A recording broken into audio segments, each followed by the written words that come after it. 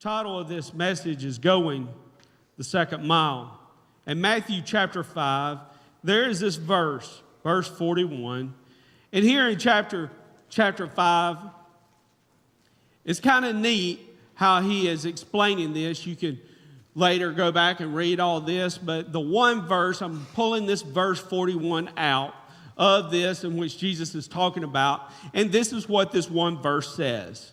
If anyone forces you to go 1 mile, go with him 2 miles. This verse in which is challenging you and me that we don't stop at the 1 mile marker. We go the extra mile. There was this girl many years ago. She had a vision. She had a passion of swimming. And in this vision and passion of swimming, she wanted to be the first woman to swim across the English Channel, going and coming. So she had trained, they had got her a coach, and they had worked. And her mother was right there beside her side as she was training and getting in shape to make this journey. Never had been done by a woman before. So one morning they got up and it was time. And she started swimming that morning across the English Channel. And as she was swimming, she was doing just great. Things were fine, and she was getting at it. Her coach and her mother were in the boat right beside her, making sure all the sharks and everything stayed away from her. And in case there was an emergency, they would be there to help get her out. And as she was swimming, she stopped, and she was paddling there, and she said, I can't see the shore. I just want to quit. I can't see where I'm going. And her mother said, darling, keep swimming, keep pushing, you're almost there. And the coach, he was trying to encourage her, and he was trying to get her to press on and go on further. Well, she said, okay. And she started swimming for about another 30 or 40 minutes. And she finally stopped. She said, I can't see the shore. She said, get me out of this water and get me into the boat now. I'm through. I quit. And they said, no, don't quit. You're almost there.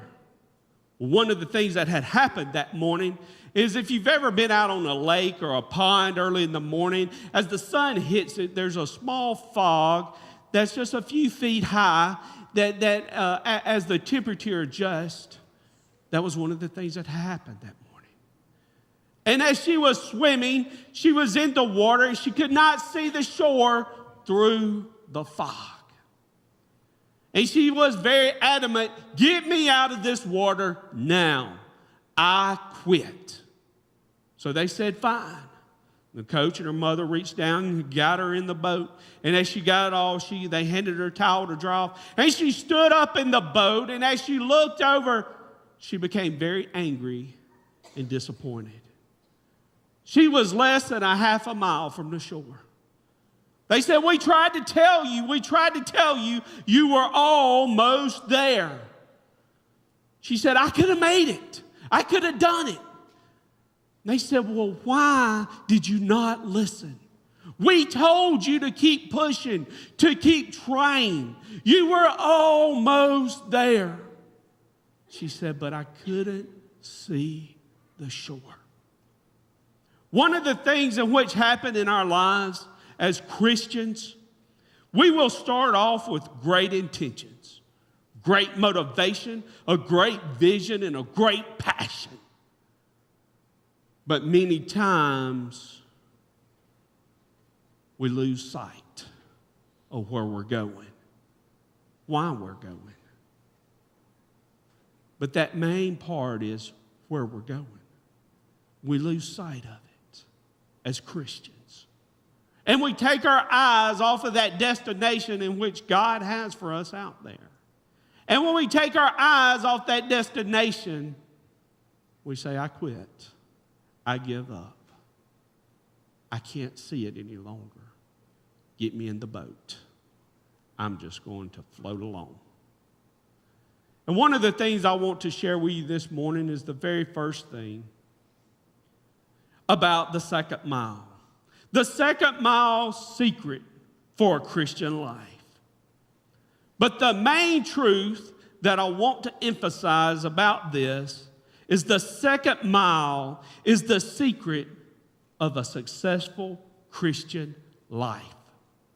Do you want to be a successful Christian?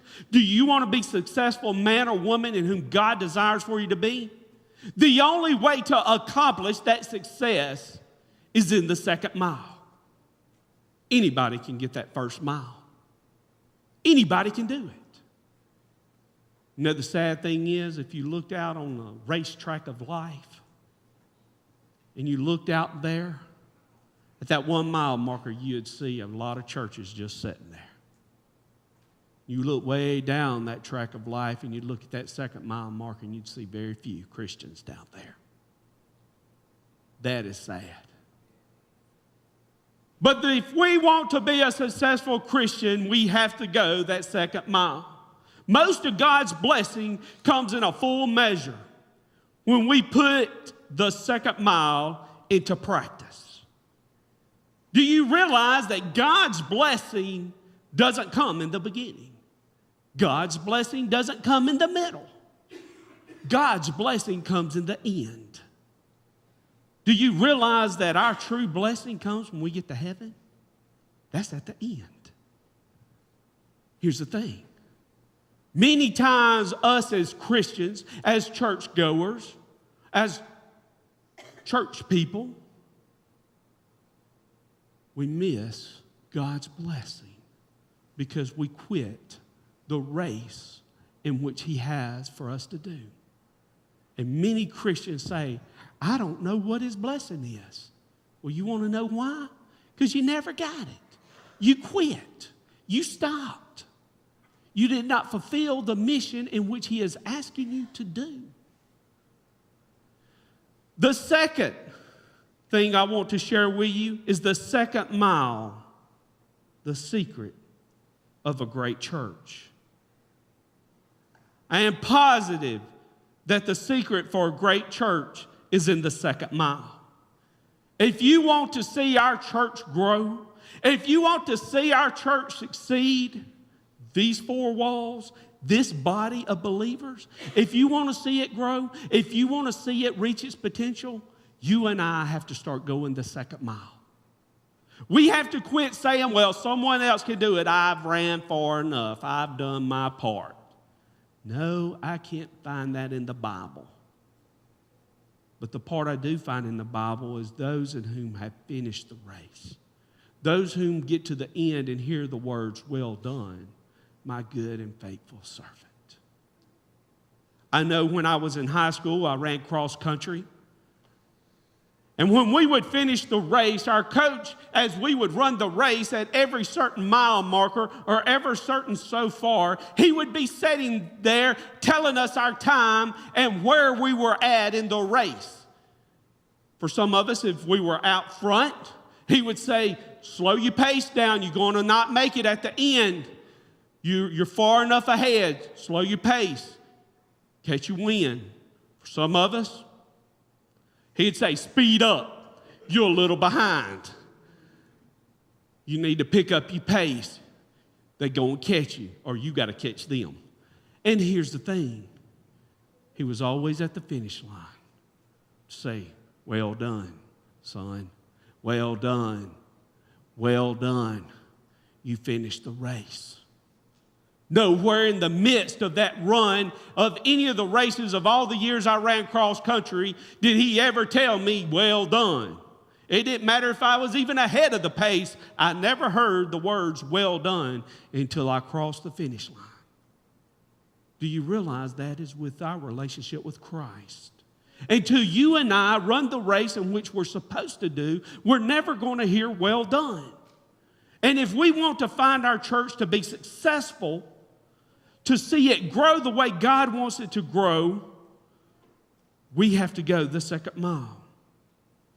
The curse for modern day Christianity is that we have too many 1 mile church members. The curse for Christianity today is it's too inconvenient. It's too hard. I got too much going on. I'm too busy. I'm too whatever you want to say to go that second mile. The curse is we have too many church members not willing to go the second mile. That's why we see so many churches staying par or even declining. That's why we don't see churches, great revivals like they used to be back in the day. We want to say, well, why don't we have revival like we used to back in the day? Because you had workers in the church that didn't matter whatever it took, they got the job done. There wasn't just a small percentage of the church carrying all the weight. Back in the day, everyone came in and they came together and they grabbed hands and they went forward together. They didn't just depend on a handful of the older people to carry the weight.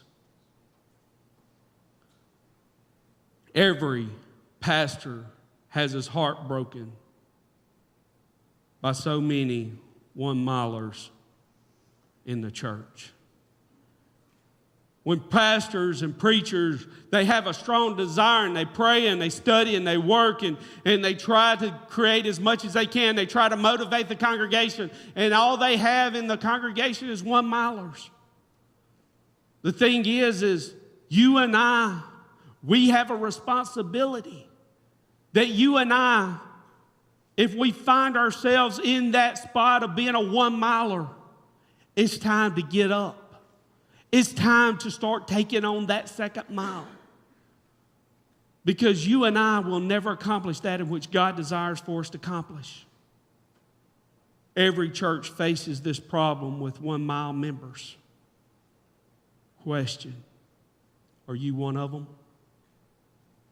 Are you a one-mile member? The answer is yes. Why? What you going to do about it? You going to stand on the sideline at the 1 mile and miss the blessing? Or are you fixing to get back on the track and start running that race of life to get that blessing at that second mile? The third thing I want to share with you is why all should be second milers. Why should we each of us be second milers? First thing I want you to catch here is we should go the second mile because the Bible tells us to. My friends, the Bible teaches us that we should give our bodies as a living sacrifice. The Bible tells you and me that we are supposed to go the second mile.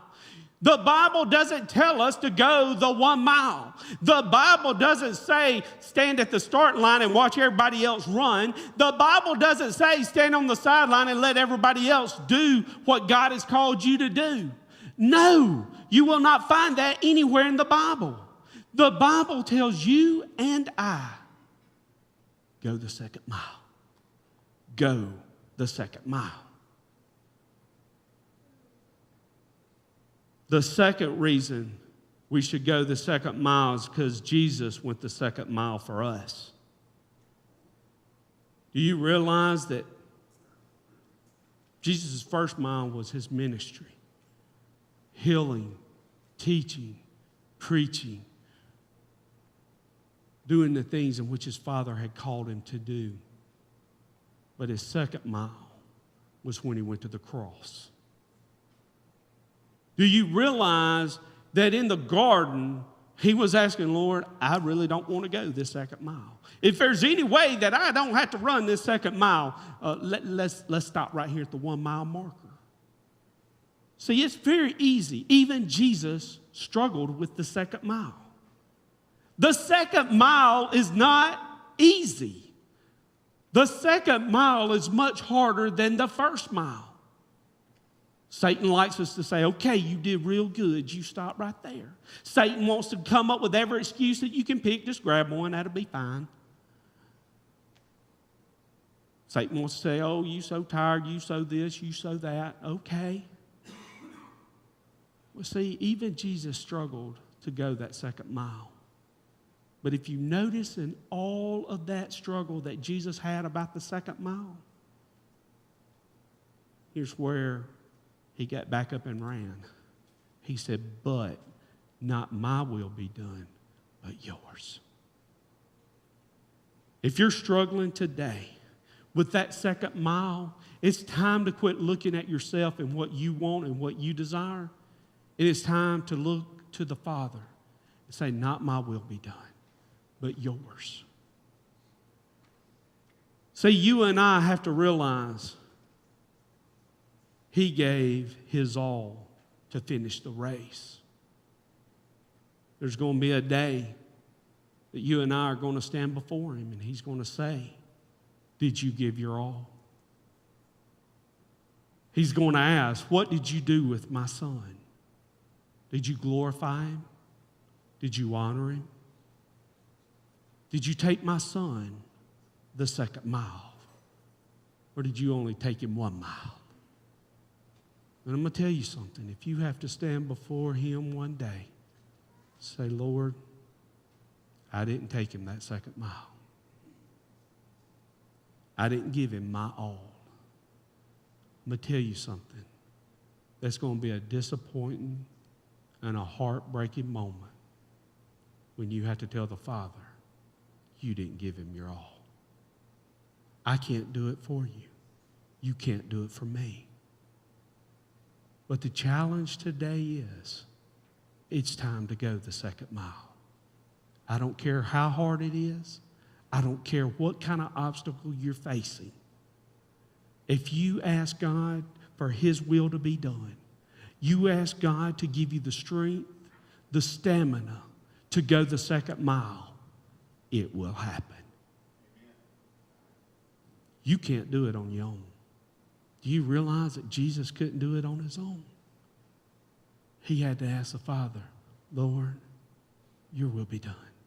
Father, help me. He got up and he finished the race. Are you willing to get up and finish the race and quit standing at the 1 mile marker? Let's pray. Father.